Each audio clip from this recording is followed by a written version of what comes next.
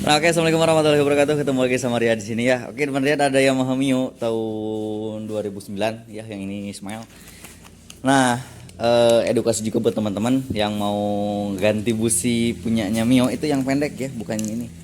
Ini CPR 6 ya, jadi bukan busi yang ini, tapi busi yang C7 HSA, C7 yang beratnya pendek.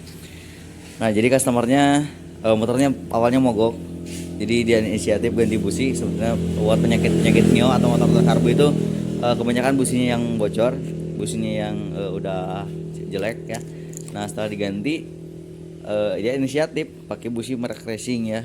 Ini pengen yang racing. Nah, dia beli di online ya. Jadi buat belinya salah.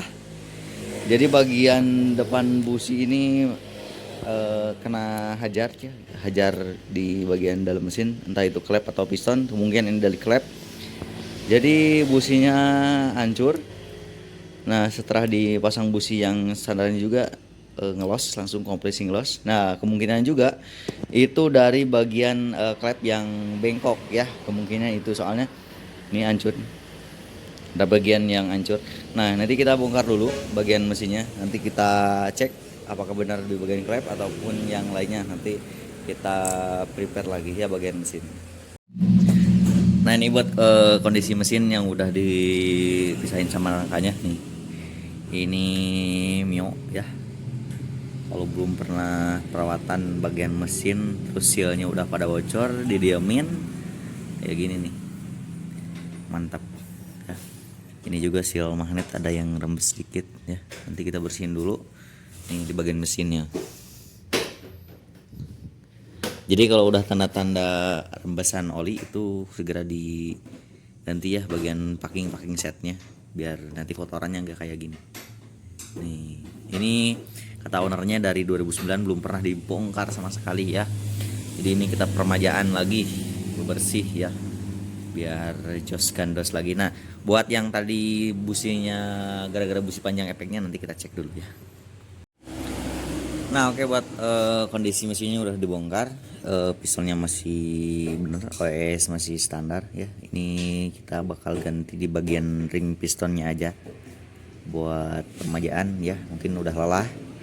Ini gasketnya juga masih bawaan. Yang tahu kan gasket Mio kalau masih bawaan kayak gimana nih, mekanik masih paham nih kalau gasketnya masih bawaan. Ini kondisi boringnya dengan segala kekotorannya ya, madep ya, kotornya nih sampai sini, sampai guide stopper juga udah lelah ya. Nih sudah tensioner. Nah, ini bagian dari efek dari busi yang terlalu panjang nih, mangap ya. Jadi bagian klep yang in bengkok nah, kelihatan kan. Jadi bagian in bengkok gara-gara di menabrak ya, gara-gara nabrak busi nih efeknya jadi kayak gini. Jadi sebelah sini ada bagian yang kena dents ya. Nah, sebelah sini ada yang dent. Jadi kehajar di bagian busi yang tadi.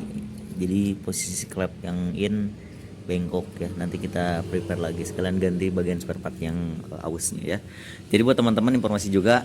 Nah, buat busi Mio itu yang pendek ya, bukan yang panjang kayak tadi. Jadi kalau salah ya akibatnya bisa fatal banget.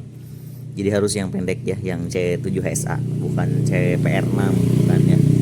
Jadi diusahakan berat businya yang pendek ya. Tapi kalau mesinnya udah upgrade, udah robah, bed up squeeze ini head juga udah robah, ada yang pakai busi panjang ya. Tapi kalau buat Mio standar itu pakai businya busi yang pendek. Jadi teman-teman jangan salah lagi beli busi, karena apa, kalau salah itu fatal banget akibatnya ya. Busi mungkin cuma 20 ribuan tapi efeknya tuh fatal banget. Jadi segitu dulu videonya, ini buat edukasi buat teman-teman. Buat ngingetin juga jangan salah beli busi di unit Yamaha Mio ini ya. Jadi efeknya bisa kayak gini. Oke, segitu dulu videonya, jangan lupa di like dan subscribe. Dia dua genap sih ini.